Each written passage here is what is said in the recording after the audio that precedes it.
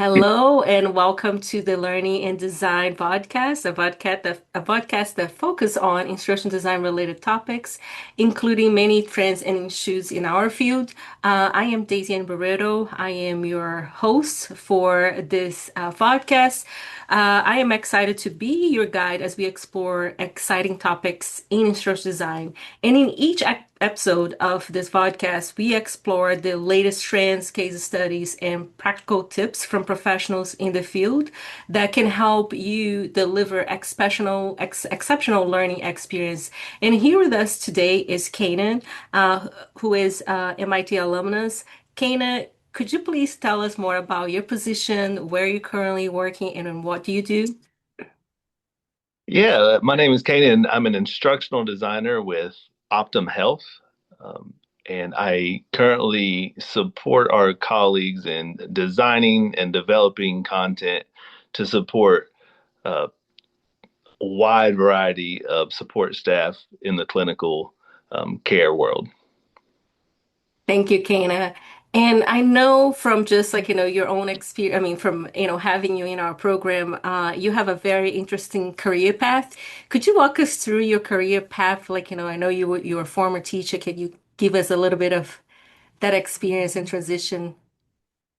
Yeah, so I graduated from UNCW with my bachelor's in elementary education, and after a few years in the classroom, I really found that an effective lesson, it really can produce great outcomes for students and all stakeholders. So I utilize technology a lot, which led me to the master's program at UNCW, which I graduated in December 2018.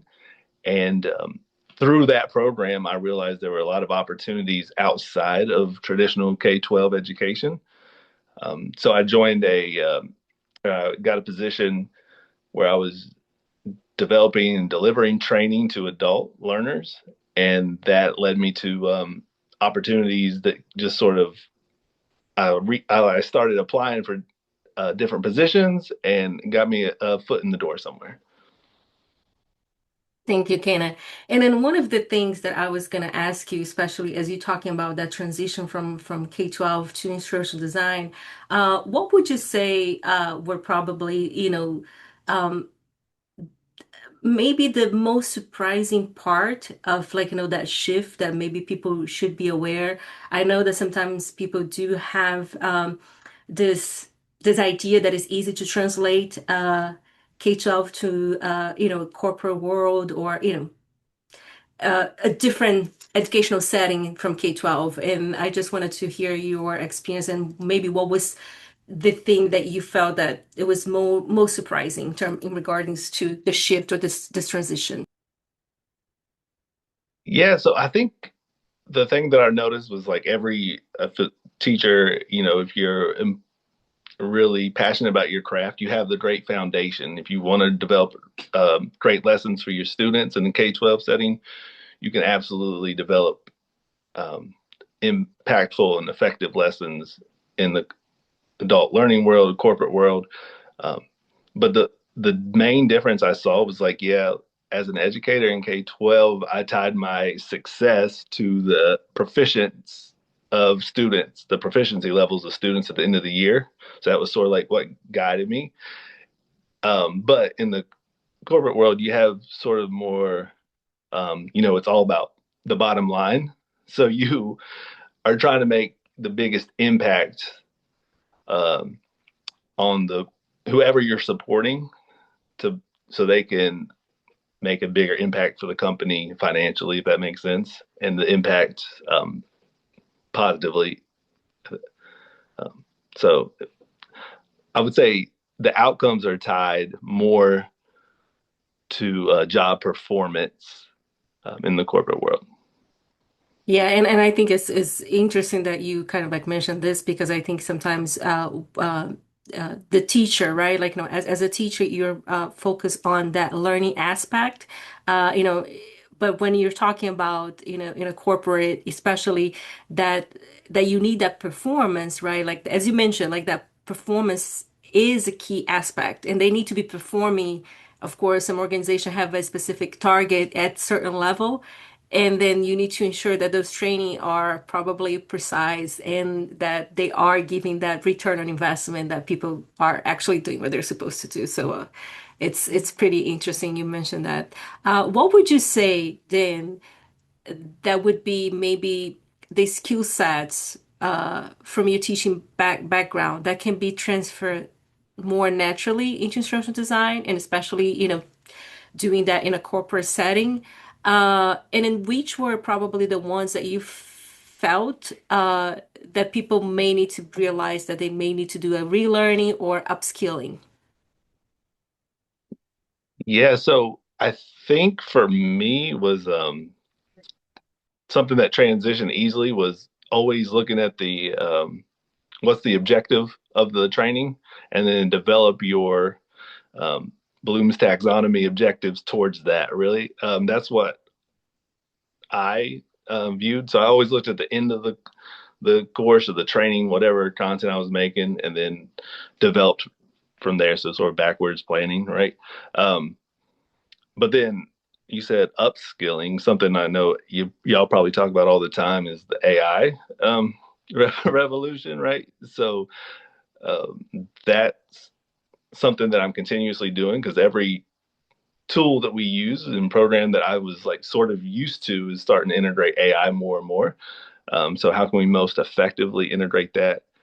So so with that also, and I don't having hands-on experience with Articulate because every corporation that I've been with, I've been with maybe three or four organizations, and every organization has the same sort of tools. So that was big that I didn't have access to as a K-12 educator. Um, and I champion people to start doing like a free trial or to test it out to get your feet wet. No, that's so good that you're mentioning all that, Kana, because I mean, part of it sometimes it's like, you need to have these skill sets, which is like one part is like the instructional design, and the other part is also the tools and technology that you need to be prepared for, which is going to lead me to my next question to you is how do you see, and I think you mentioned some of these technology, like, these emerging technologies such as AI, and then other tools out there, they're coming, um, reshaping the role of instructional designers in the future. And maybe even like, what would you tell them, like, as they are either new instructional designers or just doing the transition, what they should be maybe thinking and planning for that you're already facing and seeing, at your reality. Yeah, so something to keep in mind is especially when you're working with SMEs, right? That's something that I had to upskill um, and learn, and I'm still learning because each SME, a subject matter expert, is different, but you're working with them to get your content. But I'm noticing with AI, a lot of this SMEs are also getting the AI tools that we have. Um, so working with them to really help with prompts has made it easier. So they don't know the instructional design principles and stuff like that. So that helps them um, in SME meetings for sure. So um, yeah, that's where I would how you can utilize AI to sort of use your knowledge of instructional design um, to support um, just the process. Yeah, and even like, as I hear you saying this, even the for example, as you said, because I think sometimes this me and the instructional designers, uh, we have two different goals and outcomes in terms of potentially expectation, right? Like, because I was just hearing on another podcast that we're having that this me thinks that everything is important. But as an instructional designer, you also need to say, well, we cannot cover everything in this amount of time. We really need to be focusing on what is important here. And then this is what I'm hearing you say, and you can correct me if I'm wrong or not, is even having these tools, if both SMEs and instructional designers are using is to help bridge that communication gap, right? Like, helping them understand what each party needs in order to create a training that is, effective, for the company or for the learners. Oh yeah, absolutely. It's like you're so yeah, to really focus on the prompt. Getting the right prompt is really important. So as an instructional designer, that's, you can rely on your knowledge for. So yeah. Thank you. So one other question that I was going to ask you is like, could you share us a moment in your instructional design career where you thought that adaptability was essential? And I'm saying this adaptability is because to me, it seems to me that it is part of that instructional design. And I think you kind of like pointed out a little bit that every SME is different. So you need to be adapting. So I'm already thinking that that could be one thing. Uh, so what would you say that you learned from these experiences, and especially in adapting to each SME or even to contacts and projects that you are engaging in? Yeah, so that's really important is the relationship. So like even in K-12, they always talk about building relationships with your students first. And each student is different. So I sort of sometimes I view as me as like, a different personality, the different style of work. So yes, I'm always trying to build a relationship with the SME to work together. So just being adaptable with everyone's different um, work styles, their personalities, what they want, as I think helped me. Thank you, Kana. Uh, what advice would you give to maybe K-12 teachers who may feel like, unsure about whether they fit the world of instructional designer, and I think like especially corporate, because I do think that a lot of people don't know what to expect about the corporate world.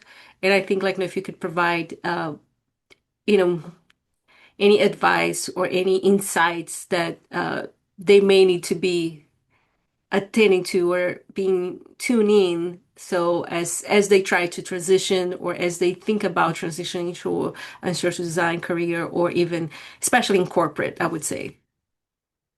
Yeah. So for there's a couple different things I want to just talk about. It's like for me, I would say I was fortunate enough right before COVID, so I was able to work in person with people. Um, so I learned a lot there, right? But now I'm like fully remote, and now a lot of places are hybrid. So getting in sometimes location helps, um, especially now more and more companies are hybrid. I noticed for instructional designers, and also um, every company that has asked for like some kind of work sample or a portfolio, quote unquote. So having work samples or portfolios with the tools like articulate um, or that's really important. And also just be prepared. I had an interview one time with a company, and it was a it was an in-person interview, and they were really testing my knowledge on storyline, and they gave me a scenario and locked me in like a room with nothing, right, but a whiteboard, and I actually had to write out like the triggers, the variables for how I would solve the problem. So um, to be prepared that way, right? That's so fascinating because I think those insights that you're just saying is things that people maybe they don't know, and especially people that are early on in their career. I do hear a lot of the portfolio, and this has been something that we have been talking with a lot of people about, like, hey, make sure that you are preparing your portfolio, that you are showcasing everything that you know and then what you can do. But I think this part of the interview is something that people maybe are not prepared for, or they don't know what to expect. I think sometimes people are just preparing for having the CV, and the portfolio, but not for the interview, which I think like you also need to prepare for the interview as well. Yeah, and that was just the technical piece that they had me doing is just with nothing. I couldn't even have my phone. They just wanted the whiteboard. How would I develop this course and storyline? But they also had, the questions that you just got to be prepared for as well. Yeah, that's really great insight. So looking back, and then I think like this is going back to this whole transition thing. I think like our conversation here today is really about this transition between instruction to, teacher K-12 to instruction designer. Looking back, in your uh career path, what do you wish you had known before making that transition from educator to instructional designer that you would tell someone that is even considering that? Mm. That's a good question. And then if you need me to reframe, right? Like, it's like I could always do like if you could turn back time, right? Like, if you could turn back time, knowing now that what you know, what kind of piece of advice that you would give to yourself as you're trying to prepare to do this transition, especially you've already talked about some preparations that people need to be aware, but specific to the educator that's transitioning to instruction designer, what would you think that it would be one piece of advice that you would give it to them or that you would like to know yourself back then? Yeah, because there's a lot of stuff. Like, fortunately, um, like I said, getting to have my first experience in person really helped. Um, but I think just being adaptable and flexible and willing, right? Which I think most educators are. Like, you have to adapt and be flexible. So having that positive attitude really stands out, and as well, because like I was told, like, you can learn the tools, but you can't really teach or be taught a great work ethic and a great you know passion for your job and a care for your job. So um, that's the advice I would give to people. Just show them that you care. No, that's good, and I think like it is transparent to the work, right? Like if you do something that you care about, it's gonna be visible in your work, what you're building, what you're delivering to not only your clients but also your learners as well. I think like we may have time for one or two questions. One of the questions the last question that I would have for you is maybe what competencies or maybe even mindsets do you believe will be most important for instructional designers uh, to succeed in the future workplace, And I think you can really talk about more of your context, because I'm not expecting you to talk about all workplace environment, but just like, if someone is truly considering corporate instruction design. Yeah, the mindset is I think we talked about it, just the flexibility and just be open. Like, nothing, it's not going to be constant. It's not always going to be the same. There's going to be, especially with the um I don't know, the way you know the the focus is on AI right now. We don't even know what AI is going to look like, so you have no idea, right? So it just be open and just continue to learn with the best attitude that you can have. I think is the main thing. Um, and I That always and I always keep the learner experience at the forefront of anything we create. So No, that's really good. And then I mean the whole AI that you mentioned, it is one of the things that we hear a lot when we're having like the podcast. A lot of people talk about this the AI being like the thing like and we are hearing too. And I'm glad that you're kind of like mentioning things that we don't know what is gonna what it's going to be in the future because it is just growing and changing exponentially that it's hard to say what to expect and then what to look. But I think, as you pointed out, preparing yourself and being adaptable, but also focusing on the end goal, which is the learner, right? Like, they need to, that is your target audience. I think it really helps people to potentially see, okay, there are things that I may need to uh, learn and concentrate, but these are not necessarily just the end goal. There are things that the end goal is like, that learning aspect and that learning experience and making sure that it's successful, which it starts with like, that gap, what the learner needs, understanding their their skill set that they have to learn. Exactly. Yeah. And yeah, needs analysis is critical for sure. And that a lot of people don't talk about it or don't want to even deal with it, but And yeah, that's the thing. And a lot of people have a different understanding of needs analysis, like who aren't from the instructional designer world. So, being able to introduce that topic is super critical. Yeah. well, Kana, thank you so much for joining us today. I don't know if you have anything else maybe that I didn't ask you that you wanted to share, like, one last piece of advice for people out there that you would say, maybe keep an eye on this or Now, just try to get all the knowledge you can from Daisy. She's and the professors there because they are great and they prepare you. And yeah, that's the foundations that they prepare you for were helped immensely. So Well, thank you, Kana. It was great chatting with you and really learning about everything that you have done, throughout the year, and then also just that transition aspect. So we appreciate to have you here, and we're probably gonna have to tap in for more experience so you can share uh, more about all the projects or the insights that students and instructional designers in general may need to know about. The instruction design world. thank you so much. Thank you.